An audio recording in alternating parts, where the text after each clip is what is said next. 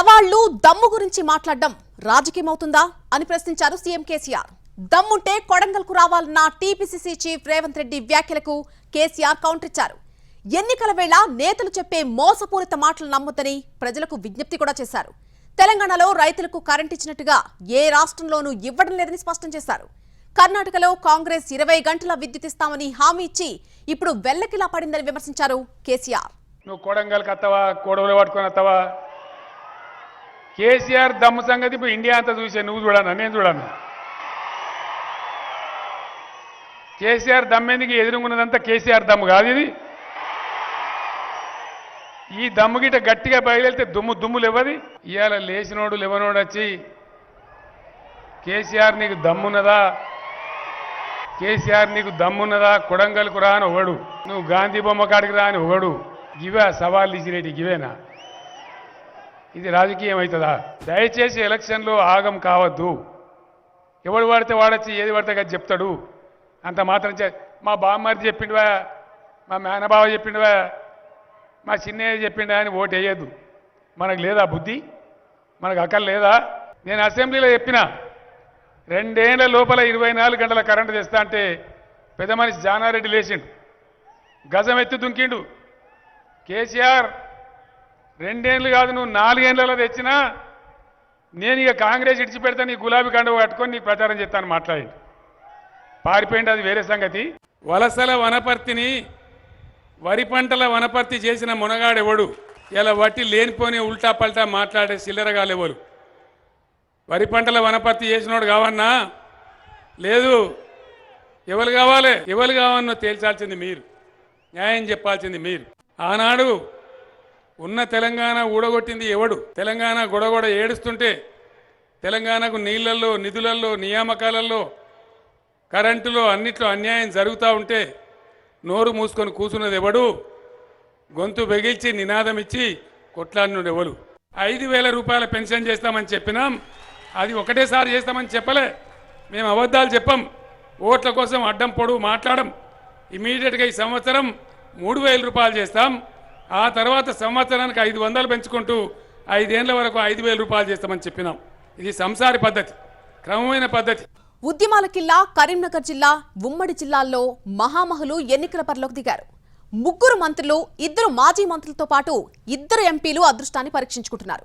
దీంతో అందరి కళ్లు ఉమ్మడి కరీంనగర్ జిల్లాపైనే పడ్డాయి. ఇంతకీ ఆ 5 నేతలు ఎవరు? ఏ పార్టీల నుంచి బరిలోకి దిగుతున్నారు? కరీంనగర్ జిల్లా ఎన్నికల బరిలో మహామహులు మంత్రులు కొప్పుల, కేటీఆర్, గంగుల పోటీ. బీజేపీ తరపున ఈటల, బండి, అరవింద్. తెలంగాణ అసెంబ్లీ ఎన్నికలకు త్వరలో నోటిఫికేషన్ విడుదల కానుంది. అన్ని పార్టీల అభ్యర్థులు ప్రచారంలో నిమగ్నమయ్యారు. బీఆర్ఎస్ పార్టీ నేతలు ఇప్పటికే ఒక రౌండ్ ప్రచారం కంప్లీట్ చేశారు. రాష్ట్రంలో అన్ని జిల్లాల సంగతి పక్కన పెడితే ఇప్పుడు అందరి కళ్లు ఉమ్మడి కరీంనగర్ జిల్లాపైనే పడ్డాయి. ఎందుకంటే ఇక్కడ 7 కీలక నేతలు ఎన్నికల బరిలోకి దిగారు. వీరంతా రాష్ట్ర రాజకీయాల్లో మంచి పేరున్న నేతలే. సుదీర్ఘకాలం ప్రజాసేవకు అంకితమైన వారే. అటు ప్రభుత్వంలో కీలక పాత్ర పోషిస్తున్న వారు, ఇటు ప్రతిపక్ష పార్టీలో మంచి గుర్తింపు ఉన్న రాష్ట్ర స్థాయి నేతలు అసెంబ్లీ ఎన్నికల్లో పోటీ చేస్తున్నారు. సిరిసిల్ల నుంచి బీఆర్ఎస్ వర్కింగ్ ప్రెసిడెంట్, మున్సిపల్ మంత్రి కేటీఆర్, గంగుల కమలాకర్ కరీంనగర్ నుంచి, ధర్మపురి నుంచి కొప్పుల ఈశ్వర్ బీఆర్ఎస్ తరపున బరిలోకి దిగుతున్నారు. బీజేపీ తరపున హుజురాబాద్ అసెంబ్లీ నుంచి ఈటల రాజేందర్, కరీంనగర్ అసెంబ్లీ నుంచి ఎంపీ బండి సంజయ్, కోరుట్ల నియోజకవర్గం నుంచి ధర్మపురి అరవింద్ బరిలోకి దిగారు. కొప్పుల ఈశ్వర్ ధర్మపురి నియోజకవర్గం నుంచి వరుసగా 4 పర్యాయాలు ఎమ్మెల్యేగా గెలుపొందారు. 2009, 2010, 2014, 2018 ఎన్నికల్లో గెలుపొందారు. 5వసారి అదే నియోజకవర్గం నుంచి బరిలోకి దిగుతున్నారు. మాజీ మంత్రి ఈటల రాజేందర్ 2004, 2008 ఎన్నికల్లో కమలాపూర్ అసెంబ్లీ నుంచి గెలుపొందారు. 2009, 2010, 2014, 2018 హుజూరాబాద్ స్థానం నుంచి బీఆర్ఎస్ తరపున విజయం సాధిస్తే 2021లో బీజేపీ తరపున గెలుపొందారు. ఈటల రాజేందర్ ఒక్క ఎన్నికల్లో ఇప్పటి వరకు ఓడిపోలేదు. అదే ధీమాతో 8వసారి హుజూరాబాద్తో పాటు గజ్వెల్ నుంచి పోటీ చేస్తున్నారు. సిరిసిల్ల అసెంబ్లీ నుంచి మంత్రి కేటీఆర్ 2009, 2010, 2014, 2018 ఎన్నికల్లో గెలుపొందారు. బీజేపీ తరపున రాణి రుద్రమ పోటీ చేస్తున్నారు. సిరిసిల్ల నియోజకవర్గంలో 118,000 మంది మహిళా ఓటర్లు ఉంటే 114,000 మంది పురుష ఓటర్లు ఉన్నారు. మహిళా ఓటర్లు ఎక్కువగా ఉండటంతో రాణి రుద్రమకు టికెట్ కేటాయించింది కమలం పార్టీ. బీసీ సంక్షేమ శాఖ మంత్రిగా గంగుల కమలాకర్ కరీంనగర్ అసెంబ్లీ నుంచి ఇప్పటికే హ్యాట్రిక్ కొట్టారు. 2009లో టీడీపీ తరపున, 2014, 2018 ఎన్నికల్లో బీఆర్ఎస్ తరపున విజయం సాధించారు. 4సారి బరిలోకి దిగిన ఆయన ప్రస్తుతం కరీంనగర్ ఎంపీ బండి సంజయ్ని ఢీకొట్టబోతున్నారు. 2018 అసెంబ్లీ ఎన్నికల్లో బండి సంజయ్పై గంగుల విజయం సాధించారు.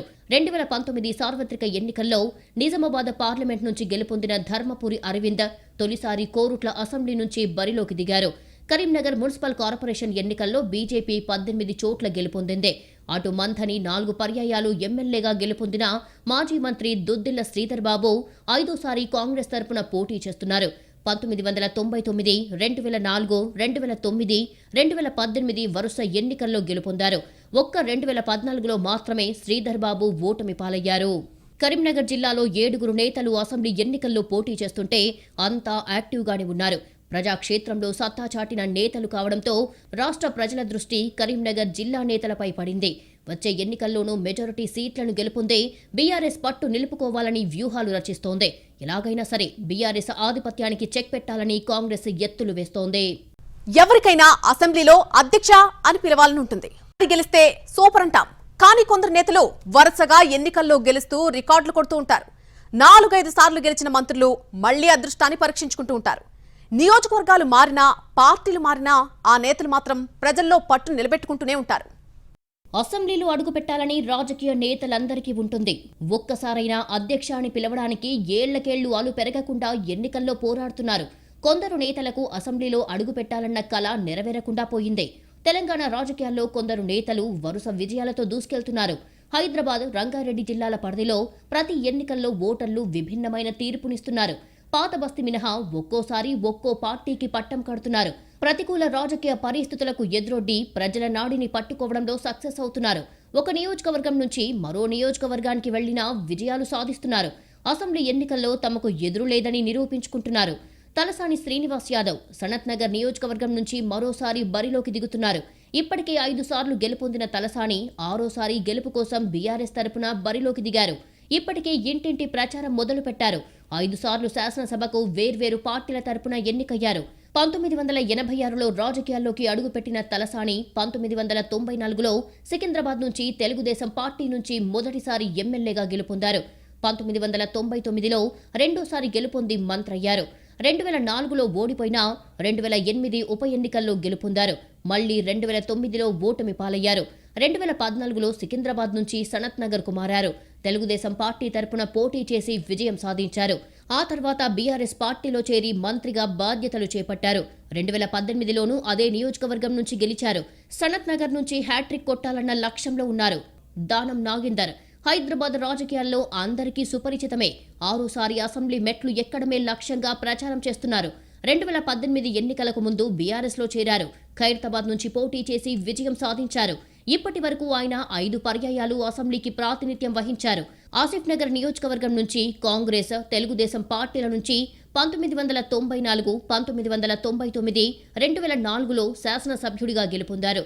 2009, 2018లో ఖైరతాబాద్ నుంచి కాంగ్రెస్ అభ్యర్థిగా విజయం సాధించారు.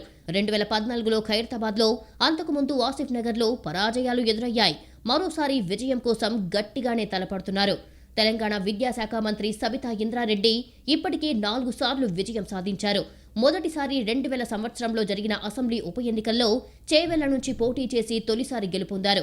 ఆ తర్వాత 2004లోనూ అక్కడి నుంచే విజయం సాధించారు. 2009లో మహేశ్వరం నియోజకవర్గం నుంచి బరిలోకి దిగి కాంగ్రెస్ తరపున గెలుపొందారు.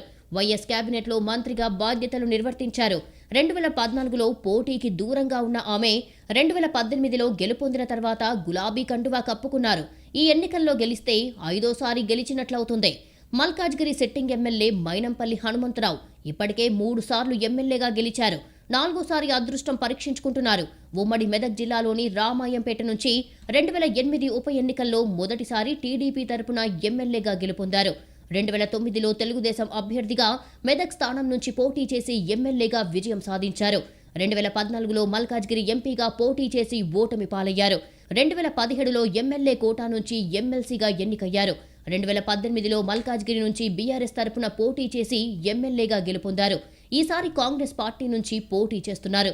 రాజేంద్రనగర్ నియోజకవర్గం నుంచి ఇప్పటికే 3 సార్లు గెలుపొందారు టి ప్రకాష్ గౌడ్. 2009, 2014లో తెలుగుదేశం పార్టీ తరపున విజయం సాధించిన ప్రకాష్ గౌడ్ రాష్ట్ర విభజన తర్వాత బీఆర్ఎస్ తీర్థం పుచ్చుకున్నారు. 2018లో రాజేంద్రనగర్ నుంచి గెలుపొంది హ్యాట్రిక్ కొట్టారు. 2023లోనూ బరిలోకి దిగారు. పార్టీలు మారినా వరుస ఎన్నికల్లో విజయం సాధిస్తున్నారు. ఇబ్రహీంపట్నం నియోజకవర్గం నుంచి హ్యాట్రిక్ కొట్టారు మంచిరెడ్డి కిషన్ రెడ్డి. 4వసారి గులాబీ పార్టీ తరపున పోటీ చేస్తున్నారు. 2009లో తెలుగుదేశం పార్టీ నుంచి మొదటిసారి అసెంబ్లీకి ఎన్నికయ్యారు. 2014లోనూ అదే పార్టీ నుంచి గెలుపొందారు. రాష్ట్ర విభజనతో బీఆర్ఎస్లో చేరారు. గత శాసనసభ ఎన్నికల్లో గులాబీ పార్టీ నుంచి పోటీ చేసి గెలుపొందారు. ఇబ్రహీంపట్నం నుంచి 4వసారి పోటీ చేస్తున్నారు. చంద్రాయన్గుట్ట నుంచి ఎంఐఎం నేత అక్బరుద్దీన్ ఓవైసీ 1999 నుంచి వరుసగా గెలుస్తూ వస్తున్నారు. ఇప్పటికే ఆయన 5 సార్లు ఎమ్మెల్యేగా ఎన్నికయ్యారు. ఈసారి గెలిస్తే అరుదైన డబుల్ హ్యాట్రిక్ రికార్డు ఆయన పేరున ఉంటుంది. నగరంలో ఒకే నియోజకవర్గం నుంచి ఒకే పార్టీ తరపున ఇన్ని పర్యాయాలు ఇప్పటి వరకు ఎవరూ వరుసగా గెలవలేదు. తెలంగాణ అసెంబ్లీ ఎన్నికలు సమీపిస్తూ ఉండటంతో కొందరు నేతలు హవాలా డీలర్ల కోసం ఆరా తీస్తున్నారట. ఎన్నికల సమయంలో నగదు తరలింపు సునాయాసంగా జరగాలంటే హవాలా డీలర్ల సాయం కావాల్సిందేనా? ₹1 కోటి నగదు సరఫరా చేస్తే హవాలా డీలర్లు ఎంత కమిషన్ డిమాండ్ చేస్తున్నారు? తెలంగాణ అసెంబ్లీ ఎన్నికల సందడి ఊపందుకుంది. మరో వారం రోజుల్లో నోటిఫికేషన్ విడుదల కానుంది. దీంతో రాజకీయ పార్టీలు అన్ని రకాల అస్త్రాలను సిద్ధం చేసుకుంటున్నాయి. ఇప్పటికే ఎన్నికల ప్రచారం మొదలుపెట్టిన కొంతమంది అభ్యర్థులు సరంజామాపై నజర్ పెట్టినట్లు తెలుస్తోంది. ఎన్నికలంటేనే ఖర్చులు భారీగా ఉంటాయి. అందుకు అనుగుణంగానే నగదు సమీకరణపై రాజకీయ నేతలు ఫోకస్ పెట్టినట్లు తెలుస్తోంది. ఇప్పటికే నగదు తరలింపును కట్టడి చేయడంపై ఈసీ సీరియస్గా దృష్టి సారించింది. తనిఖీల్లో భాగంగా నగదు పట్టుబడుతుండటంతో కోట్ల రూపాయల హవాలా సొమ్ము బయటపడుతోంది.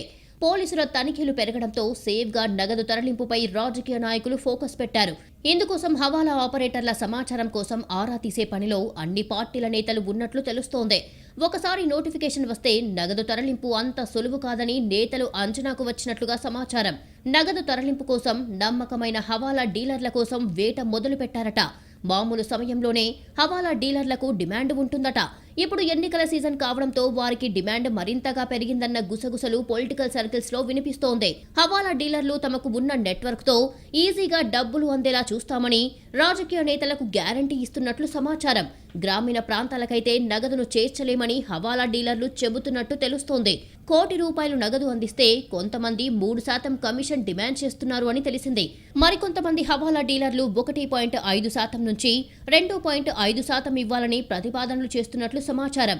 ₹1 కోటి దాటితే హవాలా డీలర్లు కమిషన్ను తగ్గిస్తున్నట్లు రాజకీయ వర్గాలు చెబుతున్నాయి. ఎన్నికల సమయంలో గరిష్టంగా ₹10 కోట్ల వరకు నగదును అప్పగించేందుకు హవాలా డీలర్లు సుముఖత వ్యక్తం చేస్తున్నారు. నగదు తరలింపు సమయంలో తేడా వస్తే రిస్క్ తమదే అన్న భరోసా కూడా ఇస్తున్నారట హవాలా డీలర్లు. అక్రమ నగదు తరలింపునకు అడ్డుకట్ట వేసేందుకు ఈసీ ఇప్పటికే కఠిన చర్యలు చేపట్టింది. దాదాపు 20 ఏజెన్సీలను రంగంలోకి దింపింది. ఎన్నికల సమయంలో హవాలా ఆపరేటర్ల ఆట కట్టించడం ఖాయమన్న వాదన వినిపిస్తోంది. అసెంబ్లీ ఎన్నికలు దగ్గర పడుతున్న కొద్దీ గెలుపు కోసం ప్రధాన పార్టీలైన బీఆర్ఎస్, కాంగ్రెస్, బీజేపీ పలు వ్యూహాలతో ముందుకెళ్తున్నాయి.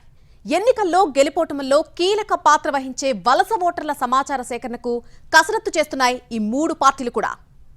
తెలంగాణలో అసెంబ్లీ ఎన్నికలకు షెడ్యూల్ వచ్చేసింది. ముచ్చటగా 3వసారి గెలుపే లక్ష్యంగా బీఆర్ఎస్ ప్రచారం చేస్తోంది. 9 ఏళ్లుగా అధికారానికి దూరమైన కాంగ్రెస్ ఈసారి ఎలాగైనా కేసీఆర్కు చెక్ పెట్టడమే లక్ష్యంగా పనిచేస్తోంది. అటు బీజేపీ సైతం అధికారంలోకి రావాలన్న కృత నిశ్చయంతో పనిచేస్తోంది. గెలుపు కోసం ప్రధాన పార్టీలు పక్కా వ్యూహాలతో ముందుకెళ్తున్నాయి. గెలుపోటముల్లో కీలక పాత్ర వహించే వలస ఓటర్ల సమాచార సేకరణపై పార్టీలు దృష్టి సారించాయి. తెలంగాణ వ్యాప్తంగా లక్షల మంది వలస ఓటర్లు వివిధ ప్రాంతాల్లో పనిచేస్తున్నారు. వివిధ ప్రాంతాల్లో ఉన్న ఓటర్లను రప్పించడానికి వారి సామాజిక వర్గానికి చెందిన సంఘాలతో ప్రధాన పార్టీల నాయకులు మంతనాలు చేస్తున్నారు. నోటిఫికేషన్ విడుదలైతే ప్రచారంలో తీరిక లేకుండా ఉంటామని భావిస్తున్న నేతలు ఇప్పట్నుంచే వారితో మంతనాలు సాగిస్తున్నారు. వలస వెళ్లిన వారు అనుకున్న సమయానికి పోలింగ్కు వచ్చే విధంగా ప్రణాళిక రచిస్తున్నారు. గతేడాది జరిగిన మునుగోడు ఉప ఎన్నికల్లో వలస ఓటర్లను ఆకర్షించిన ఓ ప్రధాన పార్టీ తమ గెలుపునకు అదే వ్యూహాలను అమలు చేస్తోంది.